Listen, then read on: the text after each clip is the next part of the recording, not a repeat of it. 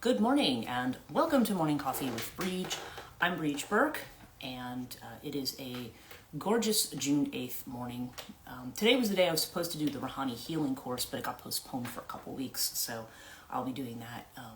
So I'm here. I was initially saying, June 8th I won't be here, but now June 22nd I won't be here unless they change the class again. So I'm here. I'm live. It's Saturday morning in the USA, of course, on the East Coast. It's 6:30 in the morning. Certainly for my followers and friends on the West Coast, hopefully they're all still in bed right now. And of course, if you're over in the UK or in places over in Europe, you're going to probably be closer to lunchtime right now.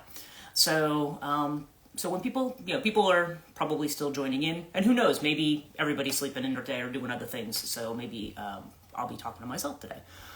But it doesn't matter because, like I said, I always have the recording available on Instagram and I always upload it to YouTube later in the day. And today is a busy day. I'm finishing up some client work, and then I'm also having I have a podcast to edit for Katonia podcast for next week, and I'm also what else? Oh yeah, I've got to start recording tarot videos. I usually try to do Friday, Saturday, Sunday, 2 per day. If not, it's 3 per day because I'm only doing 6 per week. So I'll do 3 after that. And I'm also still trying to work on getting these classes together. I've had a lot of disruption from that this week, so I've got some things so I've got a busy day ahead, basically. And normally this is my day to clean house, but it'll probably end up being tomorrow. Although I do have I don't have appointments till tomorrow afternoon. So during the morning, that's probably what I'm going to do. And I'm just very, very energized today because it is the perfect... it's 12 days out from the start of summer, right? If we count it the way we do in this hemisphere and in this time frame, in other words, not according to the Celtic system where May 1st tends to be more considered to be the start of summer. We officially hit the summer solstice on the 20th. That's really going to be the longest day of the year. And then, of course, things are going to start to go into decline after that, which for some people, I have friends who get very, very upset. They say, oh no, it means winter's coming, it's going to be cold. But for me, I don't like the intense heat of summer. And where I live, particularly, that intense heat tends to be humid as well. Like it gets hot and it gets very, very humid. And not just in the sense of being like a little misty or foggy. I mean, it gets humid. It's like, even with the sun out, it's like the sun in the morning, you'll have like a white sky with like this orange, like fiery blob in the middle of it. And the humidity is so thick and the temperatures get very, very high. Now, some people absolutely love that. Now, if you're on a Caribbean island somewhere, I suppose, where you have the blue waters and you probably have the clear skies with those temperatures in the best possible conditions, then that's great. But when you're outside and it's like you literally go outside and you feel like if you've showered, like your shower was pointless, which is one of the reasons I won't go to a place like New Orleans in the summer. I love New Orleans, but I would not. If I go there, it's going to be like in March because I don't want to go during hurricane season, and I don't want to go in the heat of summer. Because even when I went last year, not last year. Sorry, wow, timing. About when I turned 40, so it was 12 years ago that I had gone to New Orleans for my birthday, and I went probably, was it late March or early April? It was already really warm there, but it was bearable. I mean, it was. I needed sunscreen, but it was bearable. It was like maybe 80 by Fahrenheit terms, which is close to, I don't know, it's like 25-ish by Celsius centigrade standards. So, but in the summer it's like a swamp. It's like if you were there in July, it's like literally you walk outside and it's just a swamp, and of course that attracts all the bugs and mosquitoes, and so you walk outside and you're just doing this the whole time. And so it's not really enjoyable for me to be in that heat. You have to have the air conditioner on all the time. And one of the reasons I prefer Britain, because that kind of weather does not tend to happen there. If it does, it's kind of an anomaly. So anyway, but today is like a perfect autumn day. It's cool. The morning is about, so it's in the low 50s. So what's that? That's about maybe... again, speaking in terms of centigrade, we're looking at like 11, 12 degrees this morning, maybe closer to 12 or 13. It's so nice out. And this weather actually makes me feel inspired, like I want to do things. I don't know if I have a version of seasonal affective disorder or something, but I'm just like, You know those sites that you have here on Instagram and on other places where they'll have like like the autumn lovers or the I want Halloween year round. Like those sites tend to be the ones where people are showing the like the kind of aesthetic that I actually have in this house. I've got the rustic colors, and I've got the kind of rustic kind of a house. I've got the skylights here. You go down. My sister and I were talking about this the other day because we try to go, when we can, we go walking on Tuesdays together just to get an hour walk in along one of the trails around here. And one of the things that she's Virgo and I'm Taurus. Okay, so and if you know anything about astrology, Virgo and Taurus get on very, very well with each other. They tend to be they're the two friend signs. And it's interesting because a lot of the people I've worked with who I've really gotten on with are Virgo, and a lot of the people who are lifelong friends of mine tend to be Virgo or very close to Virgo or have a lot of Virgo in their chart. So, and I like that's the thing. A lot of people may not think of me as a down-to-earth person because of the stuff that I'm interested in, at least from what they know on these channels and so forth. But I'm actually a very earth-orientated person. I'm very, I like, to me, like, a cozy cabin in the woods would be the place to be, decorated in like a 70s aesthetic, that's perfect. Like I said, and that probably has something to do with childhood for me. I really do like that whole aesthetic. And I can't wait. It's like by August, I'm ready to put my autumn stuff out, even though autumn doesn't technically start until the equinox around the 20th of September. But I always look forward to it, and I love like October and even November, even after we've gotten past Samhain, past Halloween. It's just, there's something about, it's the way the winds come up. Like last night, the way the winds came up was so, it was just, I literally opened every window in my house, and I even opened the front door. I was like, let's just get this nice air from the outside, and the skies were very clear, and I could see, when I woke up last night, I woke up around midnight.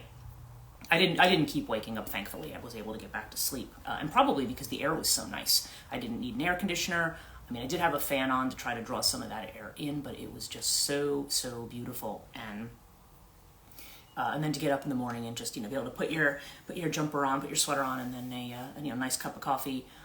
It's that kind of a thing. Like to me, that this is like the perfect weather to like curl up somewhere with like a book, a good book, and maybe and sit and just be able to look out and listen to nature. Like right now I have the window open slightly just so I can hear the birds. I saw that my neighbor went out at 5:30 when I went down to get coffee. She was leaving. I was like, oh, okay.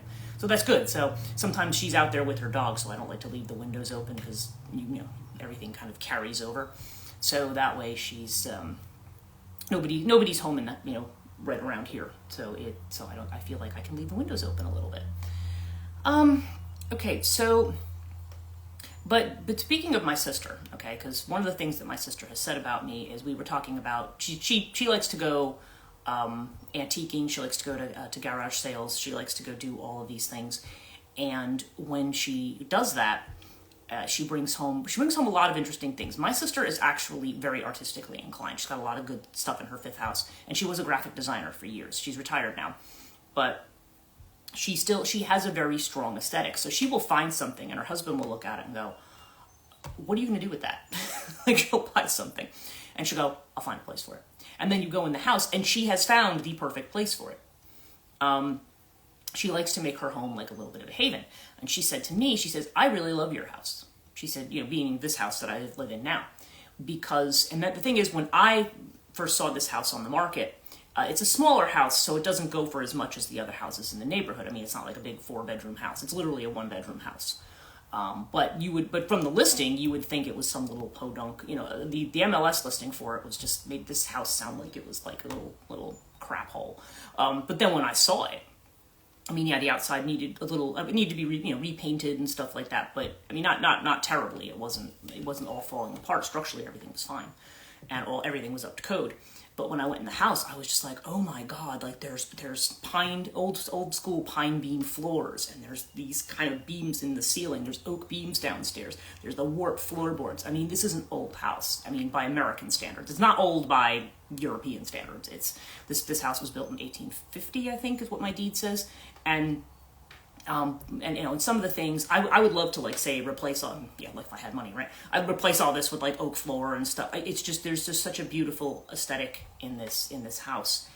And when I do my other live streams, I do them downstairs. So I have them with the old oak bookcases, and and my sister, that's what she said to me. She goes, I just love the aesthetic of your house.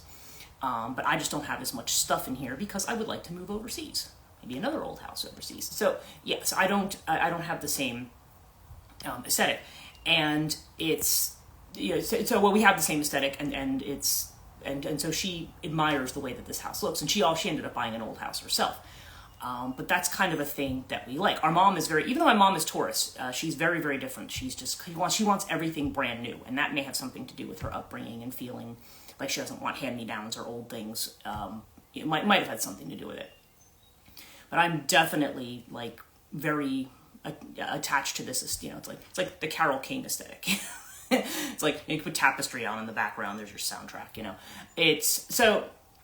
In any case, the point of bringing up all this stuff about my sister and her aesthetic, that's one place where we very much have things in common. We are both very earthy in the things that we like. However, my sister, as I've mentioned before, I think is Chiron in Pisces. I'm Chiron in Aries. She's Chiron in Pisces. And we've talked about Chiron as being the wound.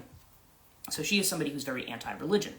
Now, again, when we say anti-religion, that's a really heavy thing to say. So is it going to be that you are anti-religion in the sense of, I don't like organized religion. I don't like churches. I don't like institutions. I don't like the rules of the institutions. When people say they don't like religion, most of the time that's what they're talking about. And you know what? I'm on board with those people. I don't like it either. I understand just psychologically, the bigger the group that you get in, and good morning, Sudha. The bigger the group that you have, the more bureaucratic it becomes, the more element of corruption that you can potentially have with something. So when you, so what I was starting to talk about was, I was talking about my sister and I and our earthy aesthetic that we like, but where we differ is she's Chiron in Pisces, so she's very anti-religion of all kinds. And I'm Chiron in Aries, but I have a very, very strong spiritual bent in my chart. So for me, and so as I said, when people don't like religion, generally what they're saying is they don't like the institutions that run the religions. They don't like the rules. Like, for example, when the church starts making statements against homosexuality, or when the church would start to get involved in abortion rights or things like that. And yeah, as I was saying, I'm on board with that. I don't like any of that either. And that is not, and to me, organized religion is not religion. I mean, religion's an interesting word, because as I think I've said before, it's about tying back. It's at least assumed to be the root of the Latin word religare, which is to bind back or to tie back. So the idea is, that's a very Western idea, because the idea is that we perceive everything as separate. So it's like this is a process for binding us back to the bigger picture, right? I suppose you could look at it the other way too. There's different ways of looking at that. As I've mentioned, East and West have two different ways of looking at that. But when you bind back to something, but for a lot of people, people who follow a more humanistic bent, okay, this is where I was going with this. For me, like I said, I'm not. I had something from a friend the other day, and this is what precipitated this in the topic I wanted to talk about today, which has to do with rationality. Okay, it has to do with rationality, the role of rationality, and how that interacts with somebody who has a more spiritual bent. Okay. Now I have a friend I was talking to who always says to me, who's a scientist, okay, works in the sciences, and has said to me, you're such, just about me, he says, you're such an analytical person, and you're very sensible, and you're very grounded, and you're very down to earth. I don't understand why you believe all this spiritual stuff. Okay, and maybe some of you have heard that too. Why do you believe all this stuff? That's for crazy people, right? And so. Okay, so that's what I say is that there's, the problem with that is, as I explained to him, I said, look, you are very, that you have a very rational view. There's nothing wrong with having a rational viewpoint, okay? most of the time, what we're trying to accomplish in our lives is to have order. We want to have order. We don't want to have chaos. We don't like to wake up every day not knowing where the heck we are or what's going on. You know, we like to have some kind of ordering principle. And as I was just about to say about larger groups, the larger the group, the more imperative it is that you have an ordering principle to keep everything together. Think about a group where everything is in just total chaos and you've got a large mass of people. I mean, it's very unsettling. A lot of times that's a space that we may feel like we have to escape from.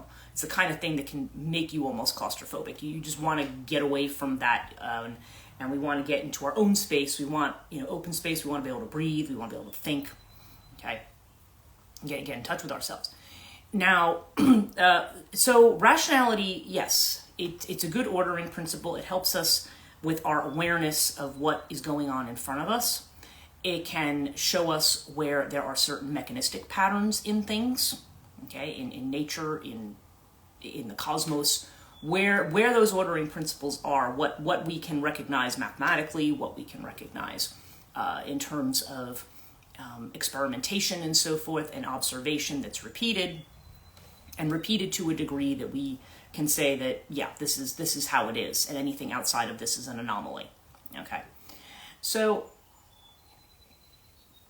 it's fine to think like that, but the problem is, and I'm not telling people not to be rational. I'm not saying, oh, throw your analytical skills away. What I'm saying is develop your other skills. Okay, because when we're so bent on being rational all the time, rationality is not always what it's cracked up. It's on a spectrum like every other kind of method for interpreting reality. And when you are, so you can be somebody who is what you consider to have common sense, right?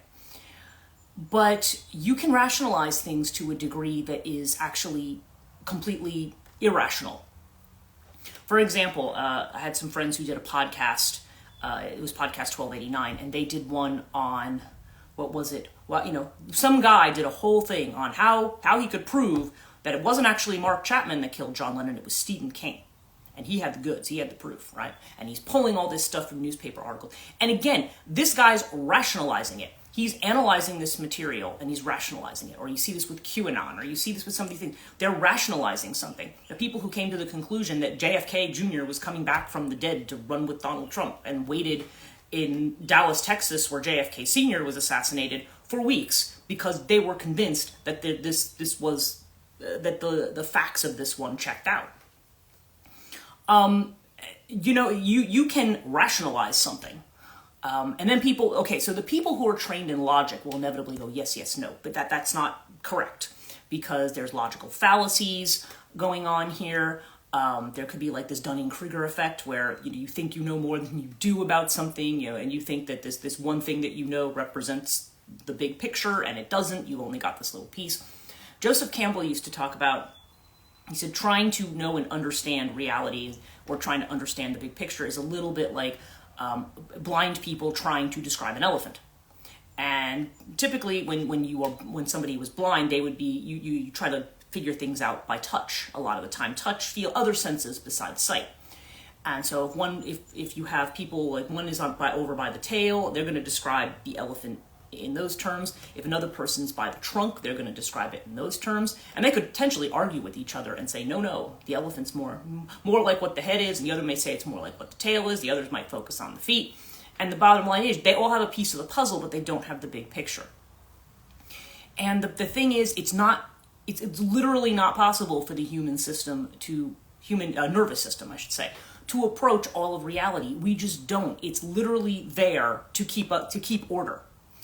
When you look at neuroscience today, what they'll tell you, first of all, there's a whole idea of the holographic universe that's out there, which is interesting. People start looking at time slips and the whole matrix idea that you, and then what's the other effect that they're talking about? The Mandela effect, right? Where everybody remembers something one way, but it never happened.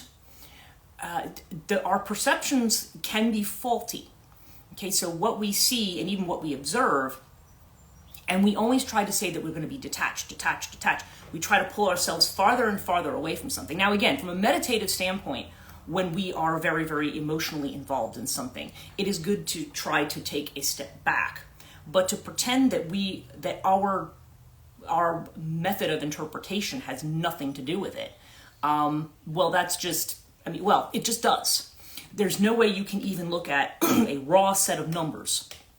Somebody can give you raw data and analysis. Okay, I spent years as a data analyst. That was literally what I did for years. I was a librarian, but I was a data analyst. You can get raw data. I could look at that data and I could say, okay, here's what I see going on here. Here's what I see going on here. Here's the trends here. There's the trends there. But that didn't necessarily tell me that didn't necessarily tell me everything. And I'm still interpreting it in terms of my experience and what I think. I could show that data set to somebody else and they might come to probably some of the same conclusions, but they also might come to some different ones. And a lot of it's going to depend on, in other words, you can't get the subjective you out of any kind of interpretation of the world. It's still going to be seen through your eyes and through your experience. And that's the thing. We don't value experience. In fact, we invalidate experience a lot of the time. And my whole thing, because I play in an area of psychology that now is not so much in vogue if you go to a therapist. There's some therapists who do what they call psychodynamic theory. But a lot of people, dream analysis and that kind of stuff, it's more tangential to them. They're more focused on cognitive therapies and changing thought patterns and things like that. And that can be helpful to people. I'm not saying that it has no value and no use. But when you are really talking about, like when I talk about transition, I'm talking about big picture stuff, the stuff where we're in crisis, the stuff where all that nice, neat, orderly stuff just collapses. And then it's like, okay, well, now what do you do? Because you can try to rationalize it. A lot of people will talk about Stoicism. I know people who will read like Marcus Aurelius, and I don't know. I think he did espouse a certain brand of Stoicism. He might have embraced other philosophies. But when a lot of people talk about being stoic about something, quote unquote, Stoicism is really a philosophy that says that we are part of nature, and that to a certain degree, nature is you have to recognize that there are just things that you have to accept and that you cannot change, that you don't have control over. And so that the rational mind needs to be focused on the things that you can take control of. It's a little bit like the Alcoholics Anonymous thing, help me to accept the things I can't change and change the things that I can. It's that kind of idea. But a lot of people equate being stoic with being unemotional. They'll just say, well, this terrible thing's happened, but I'm being a stoic about it. I'm a strong person, and I am just going to be I'm just going to. And the problem with that is that that's a form of bypassing. You're not really actually allowing yourself to feel something because you feel that the rational, sensible thought is somehow better than the emotion. Now, mind you, the emotion might be painful, and you may not want to feel that emotion. If you have somebody who can become really, really depressed, there are, in grief counseling, we do talk about the idea that there are people who can be very, very, can almost get into that the grieving process can put somebody into almost a kind of shock. You're laughing. Can put something into almost a kind of a shock. Then, okay, I understand that there may be certain ways that you deal with things. But the idea is that we don't, it's almost a form of toxic positivity. Yeah, exactly. It's a bypassing. It's like, not me, I don't feel anything. Or people who break up with somebody, right? And they've been in a deep relationship for a long time, or they've been really in love with somebody, and then that relationship falls apart, and then they're like, well, that's okay. That person wasn't good for me. I'm just fine. And of course, they're not, because they literally will spend the next whatever talking to whoever will listen, either bitterly slagging off that person, or they will be, I don't know. I don't want to make generalizations about what men and women do, because it's culturally men tend to not deal with emotions as much. Women will be on the phone with, I don't know. I've spent much time on the phone with my female friends, and they have with me in such situations, and we've talked for like hours nonstop, like analyzing every piece of the last conversation. I think it was Dave Barry, the comedian, his Guide to Guys, and he talks about he talks about like the difference between the way men and women process emotions. He gives this example of this couple called Roger and Elaine, and they're like out driving, and Elaine makes the statement like, wow, we've been dating now for 6 months. And then he goes silent. And then there's how she interprets that, and then there's how he interprets that. And she's sitting there going, oh my God, he's gotten silent. I'm pushing him too hard. Like, oh my God, like I'm not thinking about how he's feeling. And she's going on this whole thing. And he's looking at his thing, 6 months. Was that the last time I got an oil change? Like, he's just looking, he's completely not seeing this the way that she's seeing it at all. But the thing is, we disenfranchise feeling. We disenfranchise that. And a lot of times too, you will find that when people say get married for the first time, and the first time the couple kind of comes into a tension or a conflict, and a lot of times the woman will want to be the one. And again, I don't want to overgeneralize. This can happen with men too. But a lot of times the woman is the one who will want to say, I need to talk about this. I need to talk about my feelings. And the man will be like, I don't want to talk about this. What is there to talk about? And the woman, a lot of times, because she can see that it annoys her partner, will just back off.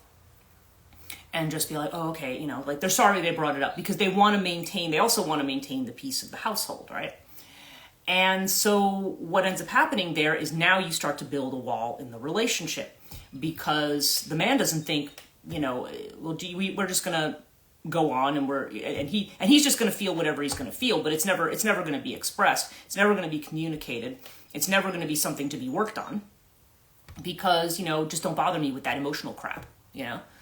Well, typically you got to have some kind of emotions to probably want to marry this person to begin with, unless it was a completely, a completely transactional kind of a marriage. But it just, you know, there's, and a lot of times, I think it was said, and again, I wish I could remember the book it came from. It was an interview in it was a book about relationships. But one of the women had said, she said, women give up relationship to be in a relationship.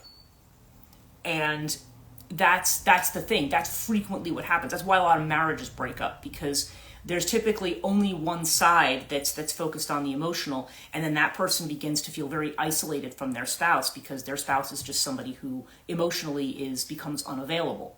You know, they may shift into the mode where the partner is now mom or whatever, and you know, or just, you know, they're just going on the way that they did, and they're not really thinking about the relationship and partnership. And good morning, Jen. So my point is that, you know, people have feelings, and I don't think it's that men don't have feelings. I think that men are kind of awkward with them, and a lot of times, and are taught like, well, no, we just don't deal with those, you know, or we're going to be very rational and very sensible about it. And the thing is, for me, dealing in this kind of stuff, I made a deliberate thing. Because like I said, I worked years as a systems analyst, right? And when I quit my job because my body was telling me no, that's when I made a deliberate effort to dive into this side of things. Because I said, this is the side of me that is out of balance. Jung would describe it as basically the loss of soul. Okay, it's the loss of soul, because you're not really connecting with your experience of being alive. You're throwing your experience away because somehow it doesn't fit a logical or causal or mathematical pattern. And our experiences don't. If you talk about life, I was talking about this yesterday, your milestones are such that it's not like, oh, okay, you're born and this happens up to this age, and at this age this is the thing that happens to you, and and you're dating somebody by this age and this is happening by this age. It doesn't always happen that way. You can't, we can look at things, we can say, well, roughly speaking, this is people's experience, but it isn't necessarily. Some people start like very, very difficult circumstances. Some people don't date until they're much older. Some people don't get married. Some people, like I said, people get married and their marriages may not last. I think that's probably at least is a divorce rate still at 50 or 51%? I mean, people may have trouble, they may not, some people like, okay, I have two nephews in California. One knew exactly what he wanted to do from high school. He wanted to go into law enforcement. He had worked, his first job was a security guard. I think it was for like Penny's or one of those stores. And that was what he did. And then when he went to police, he went to college for a couple of years, but then he went to police academy. And that's what he's been doing. And that's what he loves doing. His brother played baseball, but due to overzealous coaches, had his shoulder blown out by the time he was 20. So his career was effectively over. And he had put all this time and energy into it. And now he was already at a crisis point at 20. Like, well, what am I going to do with myself now? And now, I mean, he's actually in a very, very scientific and engineering type thing, which he didn't go to school for, but he's just very naturally good at. And he works for dealing with like oil and gas companies and stuff, and making sure pipelines are safe. Like, that's the kind of stuff he does now. And he chose, he doesn't get married. I mean, he sits there, he's got 4 cats and a dog, and he likes to sit at night and have his bourbon, and occasionally I will message him and we'll chat, and he's like, yeah, I'm perfectly happy with this. Whereas his brother, married, he has 2 kids now. It's everybody picks a different path, and it doesn't always go, because we always feel like, because I remember my nephew at 30 kind of going, oh, well, I'm 30 now and I should have accomplished this and I should have done this. Like, there's no blueprint for this, and that's really the reality that we don't face. There's not a blueprint. Everything's going to happen the way it's going to happen, and to invalidate your experience and say, well, your experience doesn't fit in with the numbers, or it doesn't fit in with the facts. It's just, most of the time it doesn't, and then we start to feel there's something wrong with us, and that's the problem. There isn't anything wrong with you. Everybody's experience is different. You may be looking at something that is an average, or that is, if you want to speak very generally about something, like, food and nutrition, you can get some very general advice about, like, how much you should eat of this a day and how much you do that. If you have food allergies, all bets are off with that, right? I mean, you may not be able to eat any of those things. Some people do well on high protein diets. Some people need only veggies. I mean, everybody's different. And, so what our bodily needs are and what our psychological needs are not going to be, there's no one template. Just as, like, my guru has said, it's not like you can get one medicine and that's going to treat all illnesses. That's not how it works. So you have to me, if you don't bring experience into it, and if you don't allow yourself to pay attention to what's around you, ancient people didn't have all this machinery and technology, and they knew stuff. I mean, it wasn't that they weren't stupid. I mean, they knew things, and you still have cultures that know things. I think I've mentioned before in the past when I was talking about a Dr. Simon, was his last name? I always get his last name wrong. He's Chinese. He's a material scientist from Cambridge. Simon Doan, is that his name? I have to look it up. I have the link to his his article on studying reality in terms of units of consciousness rather than units of matter. But he gave a talk for the SPR in London. And I was on that, it was a Zoom call, but I was on that call. And I remember he started by telling us a story about how he had his wisdom teeth taken out. Now, he lives in China now. And, of course, you have to be members of Chinese Communist Party and all that kind of stuff, right? And he was recommended to a dentist to have his wisdom teeth out. And he says, I walk in the waiting room of this guy, and there's pictures of him with the members of the Chinese Communist Party and everything. Like, they've all gone. They've had their dental work done by him. So, it's like, they're all satisfied customers. So, it's all, the credibility of this guy and how good he is. And so Dr. Simon Doan said basically, okay, here's the thing. He says, I went in, he says, to have all 4 wisdom teeth out. He said, there was no anesthetic. We were done in an hour, and an hour after that, we were out eating lunch. He said, and I had no pain and no blood. He said, now how is that possible? He says, that is, to me, I'm a scientist. That's not possible. That is not possible. He says, and I asked the doctor, how did you take my teeth? And the teeth were out. It's not like that was like he faked it or anything. His teeth were out. I mean, he had the teeth. I mean, his teeth were there were holes where his teeth were. They were out. And the doctor said, oh, well, I used a mantra. And he immediately said, well, but like literally, like his because this guy went to Cambridge for material science. Like his brain was like ready to explode. Like, what do you mean you used a mantra? Like, how that's hokey stuff. Like that's crazy science, right? Crazy pseudoscience. But it worked. He says, but it worked. He says, so why do we assume, he said, there's so many things, and you will find a lot of things in Chinese medicine. I used to work with a girl who was a systems librarian. I shouldn't say a girl, she's a woman, who was a systems librarian. And she was Chinese, and she had certain skin issues. And she said, I always have these skin issues when I come to America. She goes, I wish I was in China because they have the medicines that actually work. She goes, they don't make those kinds of medicines here. and it's again, they're probably, I don't know that they don't practice Ayurveda, but they do practice some other kind of, they do, there are certain things about Chinese medicine and the methods that they use that are very, very, very different.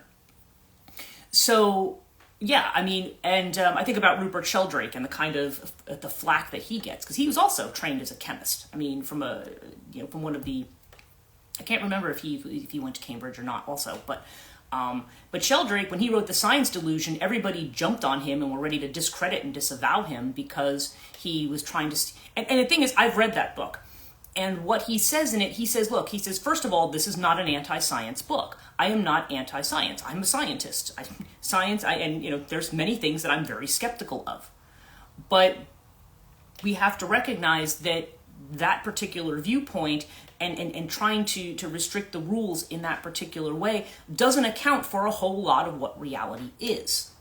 Okay? It doesn't account for the way a lot of things are, but we always try to say, well, no, if it doesn't fit into that method, then somehow it's not real. And we can't pay attention to it, and it's just fake, and you're just delusional. And basically, again, it makes you doubt your whole experience of living, which is, at certain aspects of it are going to match that. It's going to have that predictive factor. It's going to factor in. But there's other things about your experience, and science knows really nothing about consciousness. It treats consciousness like a byproduct of your body chemistry. And I have said this time and time again, and I still don't feel like I don't feel like if they try to tell me that I'm wrong, I'm like, well, you don't have any proof that you're right. I mean, to me, it's a 50-50 shot if you want to talk about proof. But to me, your nervous system is a filter. This is not the source of your consciousness. Your consciousness is filtered. The big picture is filtered through your nervous system because you need order. You need order, and that's the way you perceive things. This is the way your eyes perceive things. But you do have these other senses that allow you to perceive the bigger picture, just not all at once. And I feel convinced of that because I'm not the type of person who will see one thing and go, oh, that little thing happened. That's proof of this. I'm like anybody else, I'm going to tend to default to what's the rational explanation for something. But sometimes I've had lots of things where there's no rational explanation for what the heck's going on. But I'm at a point where I'm like, well, then, to me, that's evidence, at least, in my experience. Is it scientific evidence? No. It's evidence in my experience, and my experience counts for something, okay? And your experiences count for something. I think where people tend to go off the rails is where they try to apply logic to an almost illogical point of view, or to an illogical conclusions. You can over-rationalize things. You can read too much into things. Which is why you need to back off from rationality and let that natural sense of knowing that you already have take over. So, anyway, that was what I wanted to talk about today. Let me do the reading because we're already at 7:08. This is literally what I woke up with on my mind this morning. But as I said in the beginning, I think a lot of people were not on yet. It's a beautiful day here. Absolutely gorgeous, and this is the kind of weather that reminds me of autumn, which is my favorite time of year, as you might have guessed from the aesthetic that I have in my house. It's so it just makes me want to do stuff. So I always have a lot of energy on these days because I feel they make me feel. I don't like it when it's hot, humid, and heavy and disgusting. I'm just like, I can't. I don't. I have friends who are just like, no, I want it to be 95 all the time. I'm like, well, you go move to a tropical climate then. I don't want it here. That's why I want to live in the UK because it tends to be, I mean, there are days that are very hot, but overall it tends to be a very temperate climate year round. Which, even when it's rainy, it's still somehow not the way it is here in the summertime. So, all right, so what's our reading for today? All right, our first card is letting go. Okay. So this is the Eight of Cups. And this is the Eight of Cups in traditional decks is somebody, well, okay, I'm going to say, when I say traditional, I'm generally referring to the Rider-Waite-Smith deck. Okay. And you usually shows a stack of cups that are still full, but you see this person with their staff turning in the other direction and walking towards a path away from those cups. And there's generally a moon in the sky, and a lot of people don't realize is that is actually an eclipse that's happening in that particular card. So sometimes that card comes up for me when the eclipse energies have something to do with what's going on. But really, it's a card of saying, okay, the things that served us well in the past may not be part of our future. Okay. And so we don't want to, we need to be able to let go of things that, again, that may feel very comfortable to us. Ways of thinking about things, ways of approaching things, people and situations that maybe, maybe we have to acknowledge what is no longer part of who we are and what we're doing here, And the inner feeling of which we're unaware, we have the going with the flow card, okay? And so that's the Ace of Cups. So inner feeling is, I feel like there's, we've had the very, very high, strong energies, I think as I mentioned yesterday, from that planetary alignment that we had on June 3rd. I think that threw a lot of people for a loop, myself included. The anxiety was really high. And Jen, I think you know what I'm talking about too. I mean, that the anxiety was really, really high from that. And it seems to be kind of calming down, like we can go back into the flow of things and enjoy the more positive aspects of that planetary energy right now. But yeah, internally there's this idea of just kind of going with the system. And sometimes I think those shakeups can occur in our lives just to remind us that, we're not always in control of things. We are going to be challenged. And we can't, I'm just going to keep doing it this way and it's going to be fine. And I think it's kind of saying, oh, really? Oh, here, try to do it this way now and it doesn't work, right? So sometimes we get that kind of challenge. External feeling, of which we are aware, says, and yeah, we got the Innocence card, okay? You see the old man looking at the grasshopper, and this is actually the Sun card, okay? The Sun card, again, traditionally, that can be a card that's associated with children and with youth. The Sun is Leo energy and has to do with the way in which we have clarity or positivity, or things look bright, or the path becomes clear, okay? It comes after the Moon card where we have to rely more on the intuition. This is more about, part of this might be more about the rational mind and the sensible mind, but this is more about going back to child's mind, to beginner's mind, and looking at things with fresh eyes. And certainly with an ace here in the unconscious, there is this idea of a beginning, of a new beginning of something, okay? And our advice card here is we have the Success card. So again, I feel like after a lot of people have had this down period, now we're kind of moving into a bit of an upswing again. Again, this is speaking a little more generally. Individually, people may be still facing their individual challenges, depends on your individual circumstances, your individual life, and so on and so forth, whatever might be in your chart.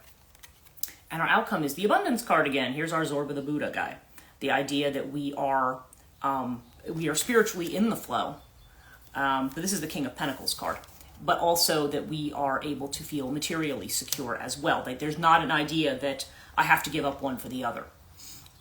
Frequently when we are, unless you're living the life of a sannyasi or of some kind of a renunciate, there's no reason for us in our day-to-day life to feel that to be spiritual, that we have to give up the material. Okay, that we have to find a balance between the two. And both things are important. We shouldn't be overly focused on money, for instance. But we should allow, if we have all of those faculties operating, then we have that balance. So we can have the security even when we don't apparently have the security, right? When the numbers don't add up. If I look at my experience from the beginning of this month, because like when I first started the month, I was like, after the mortgage was paid, there was very little left, and it was just kind of like, okay, I don't know what I'm going to do this month because I don't have a regular paycheck coming in from the university. I don't get a regular paycheck again until September, and I've talked about this all week, so I'm not going to belabor it. But then things just started coming up during the week. Appointments started coming in, things just started kind of happening, and that's something when you're doing something like this, you can't predict. There could be a month where everybody wants to book, and then there's a month where nobody wants to book, and so you have to. It's ideal that you have a backup, but when you don't, then it's kind of like, okay, well, now what are you going to do? How are you going to make this work? You can't necessarily do this the way you did it before.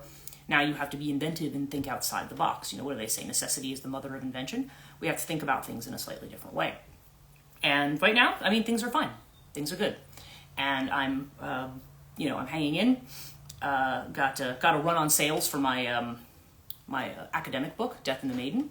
I think I've still got 3 copies left. I had somebody else order last night, but there's there's a whole whole lot going on there. And with that, my regular books, I'm getting regular reports from Ingram, and I only get reports when I actually sell books. So I've been getting reports almost 2 or 3 times a week. So people are buying my books, and not that anybody gets rich from publishing books. Just it's just not a thing these days. Even if you're a New York Times bestseller, you're not going to get rich from that. But you'll get rich from things maybe connected to it, but not from just sales. But yeah, so and just different things coming up that I've been working on and working through. And so when earlier in this week when I was contemplating like, well, do I get another job? At the end of the week, it's just kind of like, no, at least not now. That's not the thing to do, because there's plenty going on, and I feel like the universe is coming in and saying, no, this is what we want you to be focusing your attention on, and not this other stuff. So anyway, that's it for me today. We're at 7:15. If you missed a lot of this, because I know, again, it's Saturday, and people are either out doing their errands and doing other stuff, or it's just maybe too early for some people to be up if you're here on the East Coast. But I'm always up at this time, and like I said, I woke up at midnight and was able to like see all the stars, and that's nice. I haven't been able to see that in a while because there's been some kind of like a haze, and the sky looks gray and flat even at night. So it was just really, really, it's just really, really invigorating energy today. So yeah, it just seems like there's a process of letting go of the past that everybody's going through. It's also worth noting that when we let go of the past, it's not something that's just going to happen like in one healing session, or it's not going to happen just overnight, like you're just going to wake up one day and go, right, let that go. It doesn't work like that. You can set an intention to let something go, but it's going to take time for that to happen. So, but it looks like, this definitely looks like there's a swing in the direction of abundance. Certainly, I think the astrology right now supports that. And I do remember I was watching Steve Judd, who's one of the astrologers I follow on YouTube, and he was saying after June the 12th, it seems like whatever this planetary weirdness of the beginning of the month is going to clear. And I think then we're dealing with a Saturn retrograde at the end of the month, around the 29th. But really, the rest of June should be a little bit smoother in terms of the energies than it has been. So thank you guys so much for joining me. I appreciate you checking in on Saturday. And of course, I will be here tomorrow morning. Like I think I had said, my Rouhani class has been postponed till the 22nd, which is why I think I said I wasn't going to be here today, but that's why I'm here today. So I hope you all have a wonderful weekend, and perhaps I will see some of you tomorrow. Take care.